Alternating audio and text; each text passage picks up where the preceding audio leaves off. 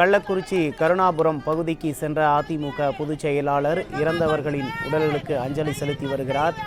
இது தொடர்பான கூடுதல் விவரங்களை எமது தலைமை செய்தியாளர் ஜெயக்குமார் வழங்க கேட்கலாம். ஜெயக்குமார், வணக்கம். கருணாபுரம் பகுதி முழுவதுமாக மரண ஓலங்கள் ஒலித்து கொண்டே இருக்கிறது. இறப்பு எண்ணிக்கையும் அதிகரித்து கொண்டே வருகிறது. தற்போது அங்கு கள நிலவரம் எப்படி இருக்கிறது? விவரங்கள்.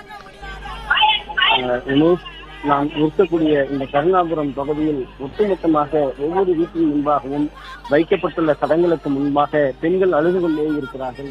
அவருடைய கண்ணீரை துடைப்பதற்கு இன்று ஆண்களே இல்லாத ஒரு அவலம்தான் இருக்கிறது. கள்ளச்சாராயம் என்கிற இந்த கொடுமையான ஒரு சாராயத்தை குடித்து அதன் மூலமாக தங்களுடைய உயிர்கள் இன்றைக்கு அவர்கள் இழந்திருக்கிறார்கள். ஒட்டுமொத்தமாக ஆட்சியாளர்கள் மீது அந்த மக்கள் அதிர்ச்சியில் இருக்கிறார்கள், கடும் கோபம் கொண்டிருக்கிறார்கள். முன்கூட்டியே இந்த கள்ளச்சாராயத்தை தடுத்திருந்தால் இது போன்ற ஒரு உயிரை நாங்கள் இழந்திருக்க மாட்டோம், எங்களுடைய கணவன்களை நாங்கள் பரிசுத்திருக்க மாட்டோம் என்று அவர்கள் வேதனையோடு தெரிவித்திருக்கிறார்கள். நாம் தற்பொழுது இந்த கருணாபுரம் பகுதியிலே தொடர்ந்து கள்ளச்சாராயத்தால் பாதிக்கப்பட்ட, குறிப்பாக ஒரே குடும்பத்தைச் சேர்ந்த கணவன் மனைவி உயிரிழந்திருக்கிறார்கள். அவரது உடலுக்கு அனைத்து இந்திய அண்ணா திராவிட முன்னேற்ற கழகத்துடைய பொதுச் செயலாளர் புரட்சி தமிழர் எடப்பாடி கே பழனிசாமி அவர்கள் நேரில் வந்து அந்த குழந்தைகளுடைய கண்ணீரை துடைத்து, குறிப்பாக அந்த குழந்தைகள் கோகிலா, ஹரி, ராகவன் ஆகிய அந்த குழந்தைகளுக்கு ஆறுதல் கூறியிருக்கிறார். அந்த தாய் தந்தை இழந்த அந்த குழந்தைகளுடைய கண்ணீரை துடைத்திருக்கிறார். கல்வி செலவு முழுவதையும் அனைத்திந்திய அண்ணா திராவிட முன்னேற்ற கழகம் ஏற்கும் என்று அவர் தெரிவித்திருக்கிறார். அந்த குழந்தைகளுக்கு ஆறுதல் தெரிவித்திருக்கிறார். இந்த கருணாபுரம் பகுதியில் முழுமையாக வைக்கப்பட்டிருக்கிற ஒவ்வொரு வீடாக சென்று அந்த சடலங்களுக்கு மாலை அணிவித்து, உங்களுடைய ஒரு குடும்பத்தில் ஒருவனாக நாங்கள் இருக்கிறோம், அனைத்திந்திய அண்ணா திராவிட முன்னேற்ற கழகம் இருக்கிறது என்று அந்த தண்ணீரை துடைத்துக் கொண்டிருக்கிறார். ஒவ்வொரு வீடாக நடந்தே செல்கிறார். ஒவ்வொரு வீதியாக ஒவ்வொரு தெருக்களிலும் 3, 4, 5 சடலங்கள் வைக்கப்பட்டிருக்கிறது. ஒரு தெருவில் 7 சடலங்கள் வைக்கப்பட்டிருக்கிறது. பார்ப்பதற்கே வேதனையாக இருக்கிறது, மரண ஓலங்களாக இருக்கிறது. இப்படி ஒரு சம்பவம் எதிர்க்கு கூட நிகழக்கூடாது என அந்த மக்கள் கண்ணீரோடு கதறுகிறார்கள். நாங்கள் என்ன பாவம் செய்தோம், நாங்கள் என்ன பிழை செய்தோம், எங்களுக்கு ஏன் இந்த துயரம் வந்து நேர்ந்தது? ஆட்சியாளர்களுடைய அலட்சியம் தானே காரணம், காவல்துறையினுடைய அலட்சியம் தானே காரணம் என்று அவர்கள் கதறுகிறார்கள்.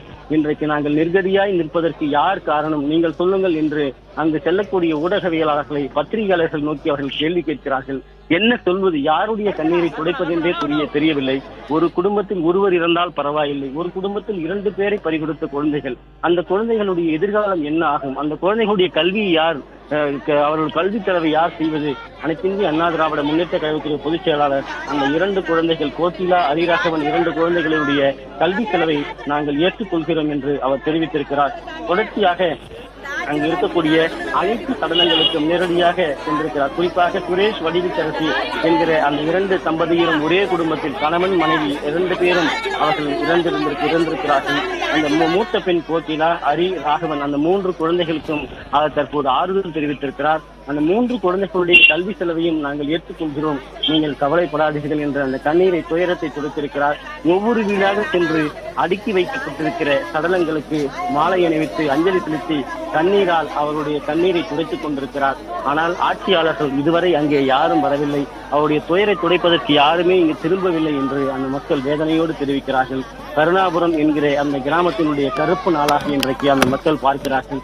நாங்கள் என்ன பிழை செய்தோம் என்று அவர்கள் கண் கலங்கி நிற்கிறார்கள், விழி பிதுங்கி நிற்கிறார்கள், மனம் கலங்கி நிற்கிறார்கள். எங்கள் துயரத்தில் இனிமேல் யாரிடம் நாங்கள் சொல்லுவது, எங்கள் துயரத்தில் யார் இனிமேல் வந்து பங்கெடுக்கப் போகிறார்கள் என்றாலும் கூட அந்த துயரத்தில் நான் இருக்கிறேன் என்று ஒவ்வொரு வீடாக நடந்தே சென்று அந்த துயரத்தினுடைய கண்ணீரை துடைத்துக் கொண்டிருக்கிறார். ஒரு பெண்மணி ஒருவர், ஒரு மூதாட்டி ஒருவர் அனைத்திந்திய அண்ணா திராவிட முன்னேற்ற கழகத்துடைய பொதுச் செயலாளரிடம் நேரில் வந்து, ஐயா, நீங்கள் ஆட்சிக்கு வர வேண்டும், நீங்கள் ஆட்சிக்கு வர வேண்டும், நீங்கள் ஆட்சிக்கு வந்து இந்த கள்ளச்சாராயத்தை முழுமையாக ஒழிக்க வேண்டும், இந்த கள்ளச்சாராயத்தை நீங்கள் முழுமையாக ஒழிக்க வேண்டும் என்று கதறினார்.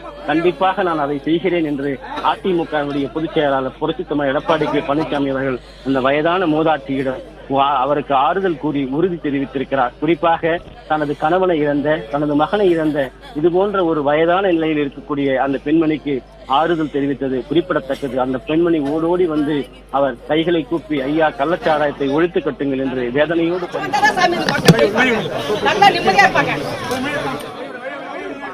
ஒவ்வொரு வீட்டிலும் முன்பாக இந்த சடலங்கள் அடுக்கி வைக்கப்பட்டிருக்கிறது. வேதனையினுடைய உச்சமாக இருக்கிறது, துயரமாக இருக்கிறது. எங்கு பார்த்தாலும் வேதனை, வேதனை என்கிற நிலையில்தான் இந்த கருணாபுரம் கிராமமே இன்றைக்கு தண்ணீரில் மூழ்கி கொண்டிருக்கிறது. கள்ளச்சாராயம் என்கிற இந்த ஒரு சாராயத்தின் மூலமாக ஏற்பட்ட பலியினுடைய தாக்கத்தின் காரணமாக ஒவ்வொரு வீடும் அலங்கோலமாய் நிதிமூலமாய் கதிகலங்கி நிற்கிறது. யாருடைய பிழை என்று தெரியாமல் அவர்கள் விழிப்பிதுங்கி நிற்கிறார்கள்.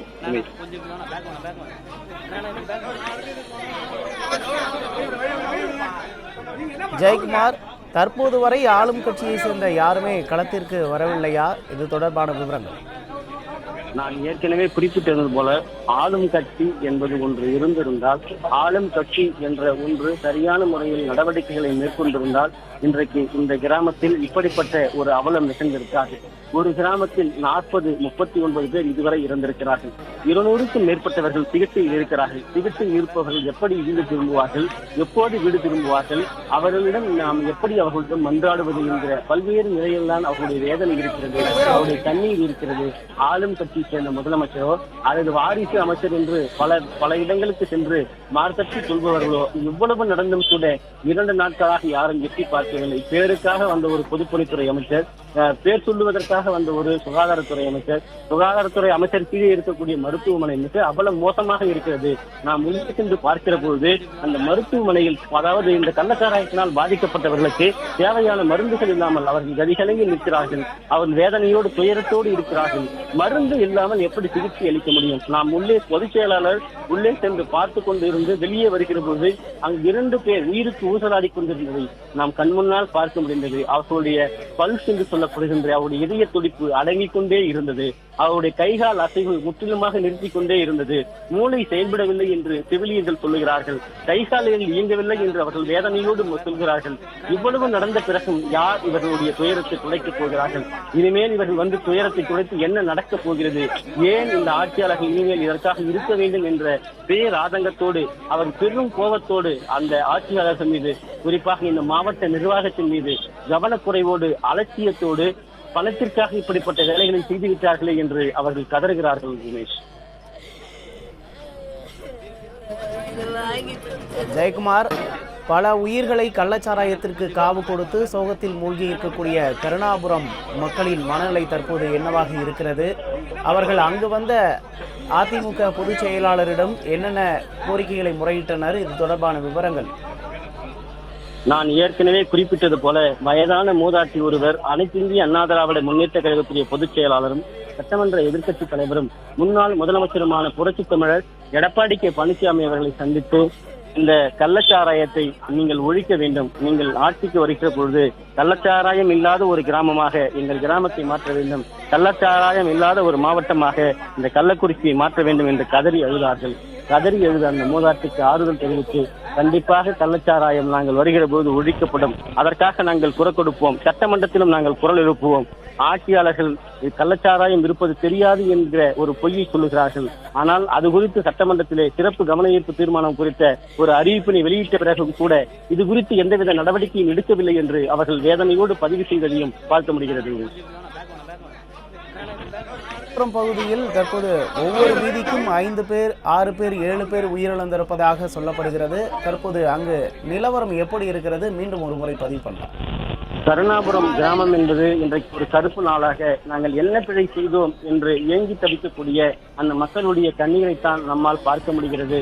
கள்ளச்சாராயம் என்கிற ஒரு விஷ சாராயத்தினால் இன்றைக்கு கணவனை பறிகொடுத்த அந்த மனைவிமார்கள், அதே போன்று தாய் தந்தையை பறிகொடுத்த அந்த பிள்ளைகளை பறிகொடுத்த பெற்றோர்கள் என துயரத்தில் அந்த கிராமம் வாடிக்கொண்டிருக்கிறது.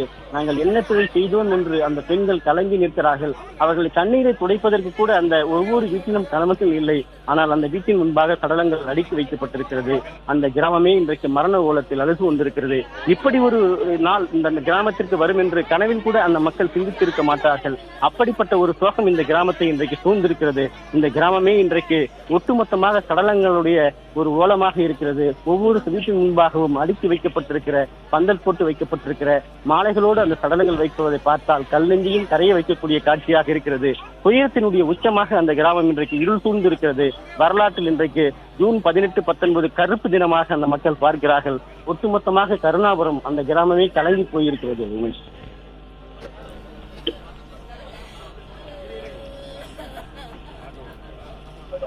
விவரங்களுக்கு நன்றி ஜெயக்குமார்.